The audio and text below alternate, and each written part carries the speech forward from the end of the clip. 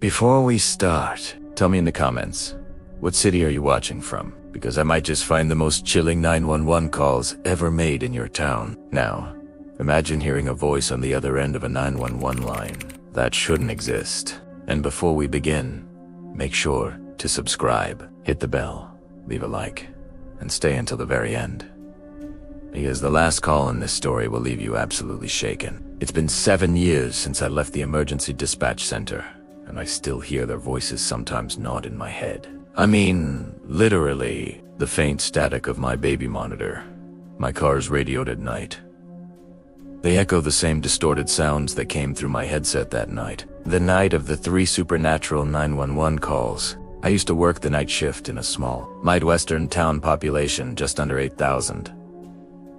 Most calls were routine. Break-ins, drunks, occasional domestic disputes. But sometimes, in the dead of night, you'd get something that didn't fit the script, something that made you question reality. It started at 2:14 a.m. on a Tuesday. The board was quiet, coffee was going cold, and my partner Lisa was half asleep next to me when the line lit up. 911, what's your emergency? I asked, my tone automatic, but the sound that came through wasn't human. It was faint at first, like a child's voice, whispering through a storm of static. Help! Please help me! I turned up the gain. Ma'am, what's your location? No answer. Just the same voice, softer this time. He's coming. My first thought was bad reception, maybe someone lost in the woods, maybe an old landline connection. But then I heard something that froze the blood in my veins.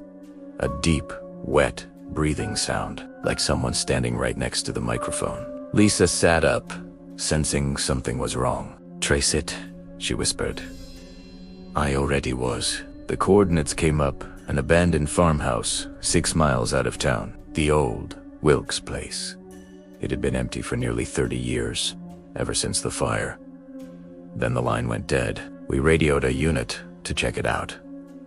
Officer Ramirez responded within minutes. His voice crackled through the radio. Dispatch, I'm at the location. The house looks deserted. No signs of anyone. We listened as he stepped inside, the floorboards creaking, the sound of his flashlight beam cutting through decades of dust. Then, suddenly, dispatched, I just found static. We called for him again. No response. His radio was transmitting nothing but faint feedback, like someone exhaling right against the mic. 5 minutes later, his cruiser camera sent a ping, automatically triggered by body movement. The timestamp showed Ramirez walking out of the house, alone. He looked confused, and his uniform was soaked, as if he'd walked through water. But here's the thing, it hadn't rained in over 2 weeks. He said he couldn't remember what happened inside, just that he'd heard a child crying, followed by whispering from beneath the floorboards. The next day, when investigators searched the house, they found claw marks under the floorboards, small, as if someone had been trying to get out. That was the first call. The second came 3 nights later, at almost the same time, 2:13 a.m. This time, the voice was male, panicked, gasping. Please, I don't know where I am. There's blood everywhere. I straightened in my chair. Sir, I need you to calm down. Can you tell me your name? Michael Lane. I was driving home and something's wrong. There's someone on the road. The call cut off with a loud metallic screech. We traced it immediately. Wrote the DSCC to the stretch near the old quarry. Deputies arrived within minutes. They found his car still running, driver's door open, headlights aimed at the trees. But no Michael. Here's where it gets worse. The cruiser's dash cam caught something. Just before they arrived, the camera showed a tall, dark figure walking along the roadside, barefoot, drenched in what looked like black mud. It stopped, turned toward the car, and then vanished. Later that morning, we found Michael Lane's body, or at least part of it. He was 50 miles away, slumped in the driver's seat of a burned-out truck that had been abandoned since the late 80 segundas. His phone was still in his hand. The call log showed a single outgoing call to 911 at 2:13 a.m. By this point, Every dispatcher was on edge. Lisa refused to work nights after that. I didn't blame her. Something about those calls felt wrong. It wasn't just tragedy. It was like we were answering lines that weren't meant to exist. But the third call, the one that finally made me quit, came a week later. It was almost 3 a.m., and I was alone at the console. The storm outside was hammering the building. When the phone rang, I nearly jumped. 911. What's your emergency? At first, there was silence.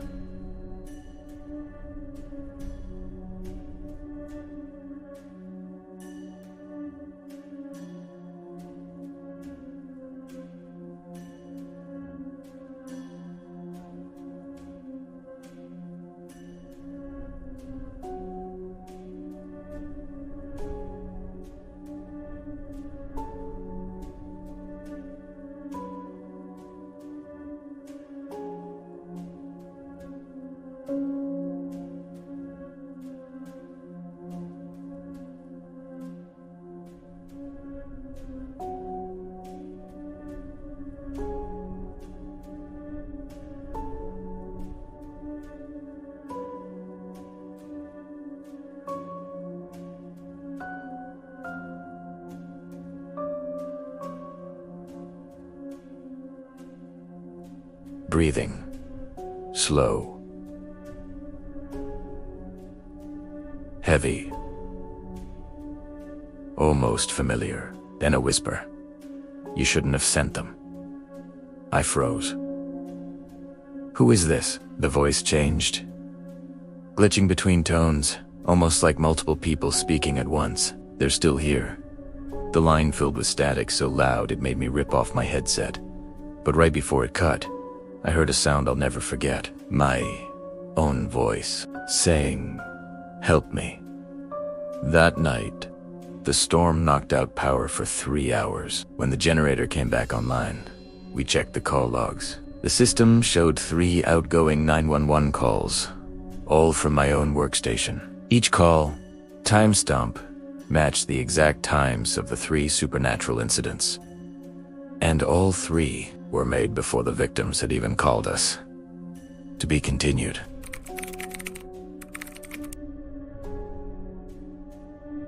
After that night, I stopped sleeping properly. Every time I closed my eyes, I'd hear the faint click of a headset connecting, followed by my own voice whispering, "Help me." The department brushed it off as stress. "You've been working too many doubles," my supervisor said. The storm probably caused a system glitch. It happens.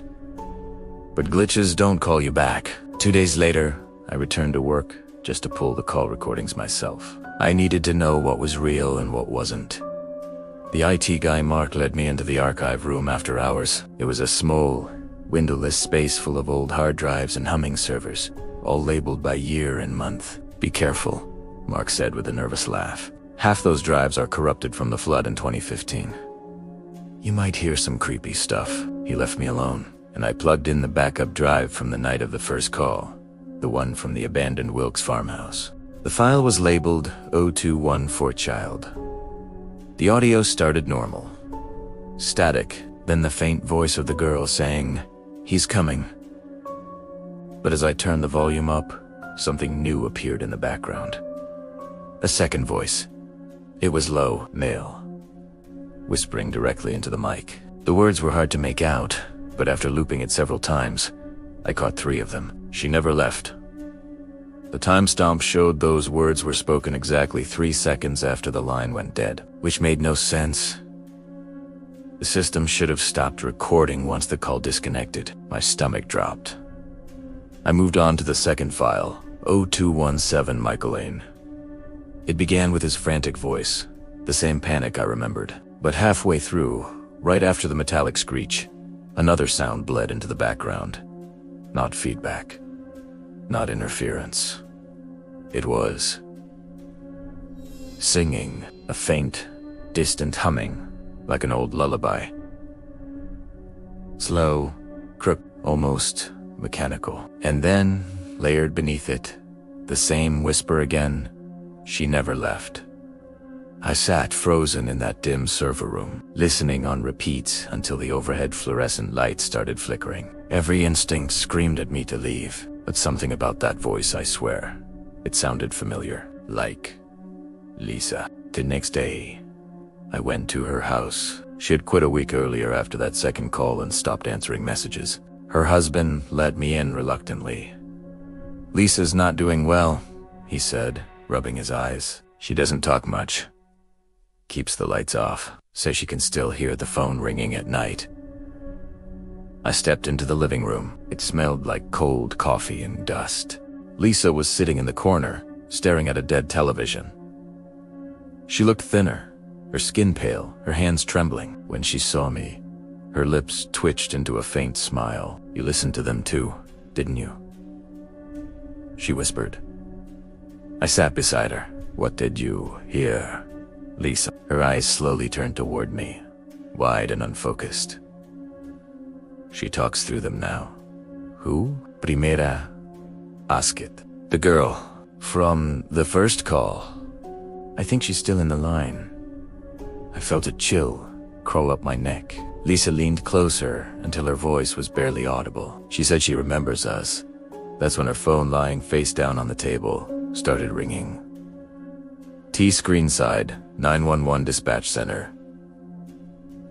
Neither of us moved. The ringtone was distorted, slower than normal, as if time itself were dragging. After the fourth ring, the sound cut off.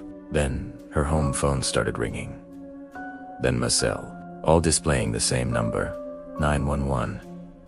Lisa started to cry. "Don't answer it," she whispered. "That's how she finds you."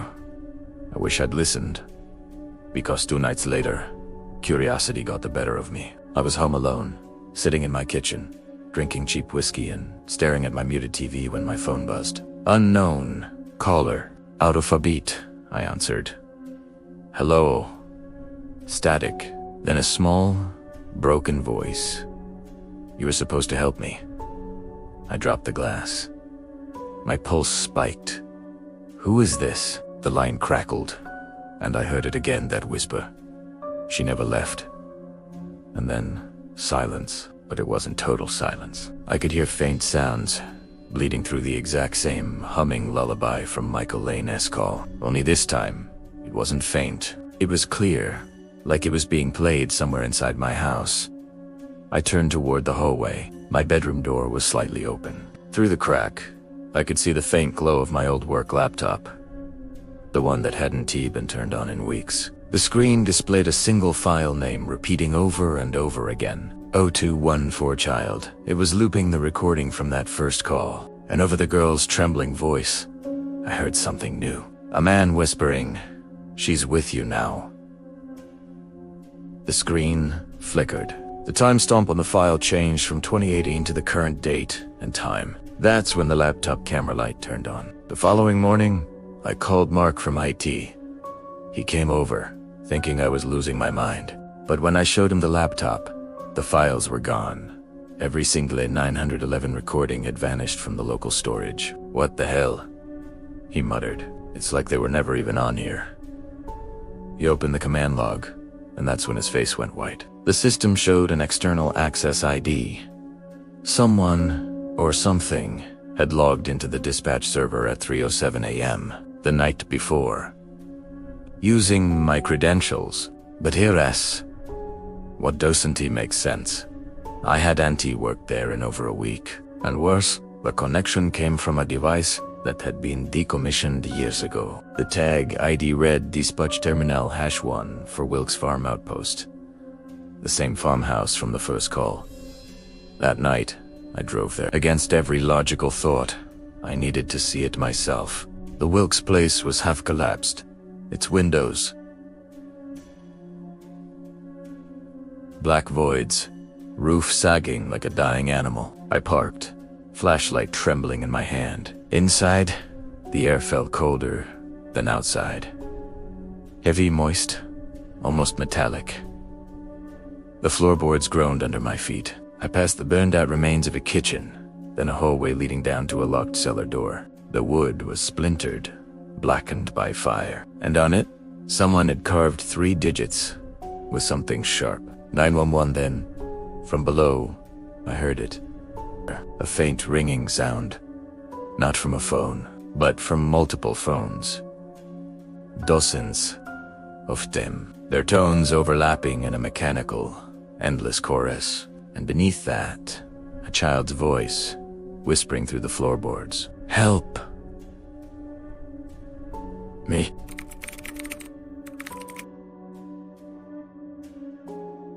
The cellar door groaned as I pulled it open. A roost of cold, stale air rolled up from below, thick, damp, and heavy with the smell of burnt wood and metal. My flashlight beam trembled across the narrow staircase that descended into total blackness. That sound was still there, the overlapping ringing. Old rotary phones, flip phones, landlines, all shrilling out of sync, echoing like insects. I took the first step down. The wood flexed beneath my weight, moaning. As I reached the bottom, the beam of my flashlight revealed what the darkness had been hiding. It wasn't just a basement. It was a graveyard of phones.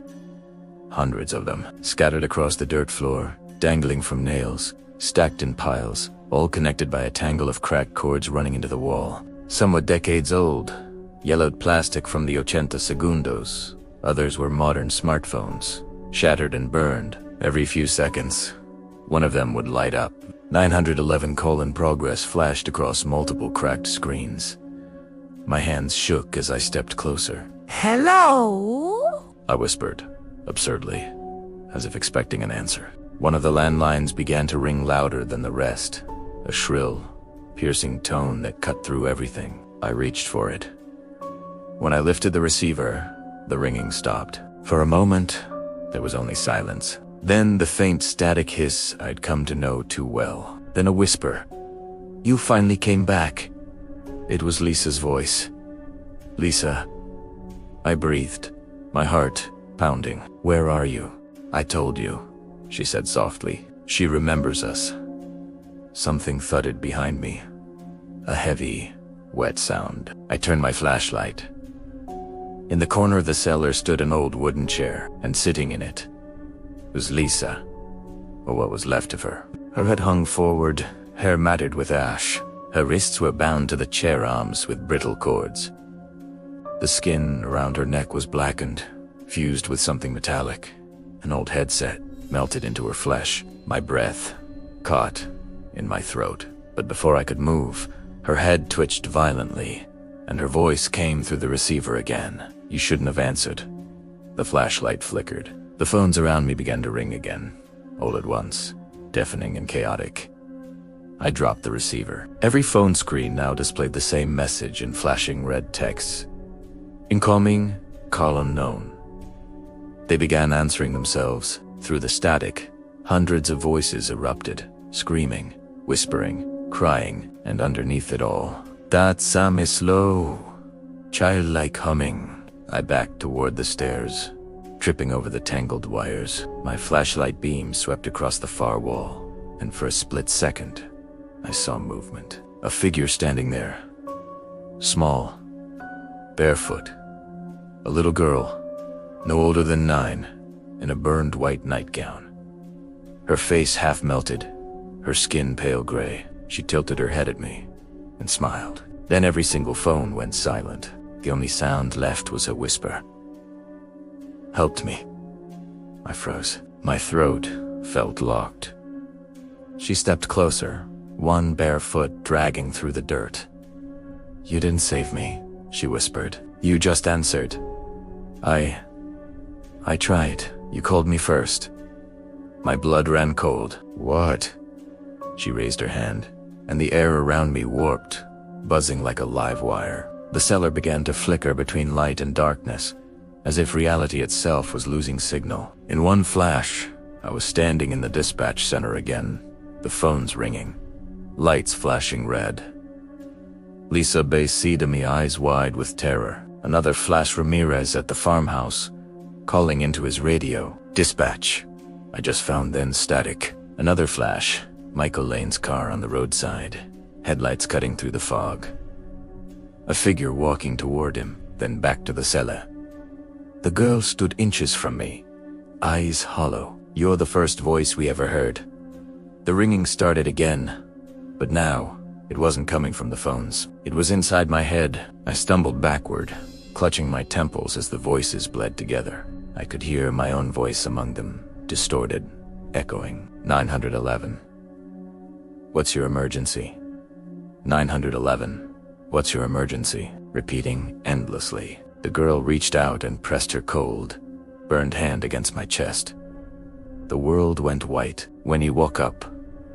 It was morning. I was lying on the ground outside the farmhouse, the cellar door wide open behind me. The house was quiet, empty, but my phone was ringing. T-screen side 911 dispatch center.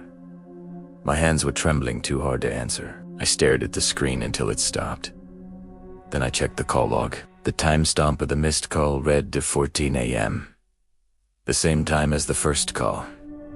I drove home, shaking the whole way. I told myself it had to be a dream or a hallucination, but when I got inside, my work headset, the one ID left in a box weeks ago, was sitting on my kitchen table. The green light was blinking, connected, and from the earpiece, faintly, I could hear that same static breathing. Then, my own voice again. 911. What's your emergency? Only this time, someone answered. A child's voice. Please help me. He's coming. The line cut off. That was the last night I ever touched a phone. I left town the next morning. No resignation, no goodbye. I just drove until the roads blurred. I threw the headset into a river somewhere outside Nebraska. But even now, years later, I still hear it sometimes. When the wind passes through the trees just right, when a car alarm goes off in the distance, there's always one faint ring buried inside it. And when I pick up a wrong number or a spam call late at night, there's always that same silence before the voice comes through. A whisper, barely audible. She never left. If you've ever heard something strange on a phone call, static, whispers, a voice that shouldn't be there. Tell me your story in the comments below. Don't forget to like the video, subscribe, and turn on notifications, because next time, the call might already be coming from your town.